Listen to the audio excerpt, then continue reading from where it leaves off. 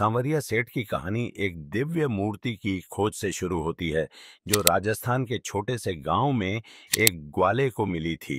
यह मूर्ति भगवान श्री कृष्ण की मानी जाती है। सांवरिया सेठ को व्यापारियों का देवता माना जाता है, जो धन, समृद्धि और सफलता का आशीर्वाद देते हैं। सांवरिया सेठ की कहानी भक्ति और चमत्कारों से भरी हुई है। कहा जाता है कि चित्तौड़गढ़ के पास भादसोरा गांव में बद्रीराम नामक एक किसान को एक सपना आया, जिसमें भगवान कृष्ण ने उसे एक विशेष स्थान पर खुदाई करने के लिए कहा। भगवान की इस दिव्य प्रेरणा के बाद बद्रीराम और गांव के लोगों ने उस स्थान पर खुदाई की और वहां 3 सुंदर काले रंग की भगवान कृष्ण की मूर्तियां पाईं। इन्हीं मूर्तियों को सांवलिया जी के नाम से जाना गया। इन मूर्तियों का रूप इतना मनमोहक था कि इन्हें सांवरियां नाम दिया गया, जिसका अर्थ होता है गहरे रंग वाले या सौंदर्य से युक्त गहरे रंग वाले, जो भगवान कृष्ण की सांवली त्वचा का संदर्भ है। इन 3 मूर्तियों में से सबसे बड़ी मूर्ति को भादसोरा गांव में स्थापित किया गया, जबकि अन्य 2 मूर्तियों को पास के मंदिरों में मांडफिया और चापर में स्थापित किया गया। ये तीनों मंदिर अब प्रसिद्ध तीर्थ स्थल बन गए हैं,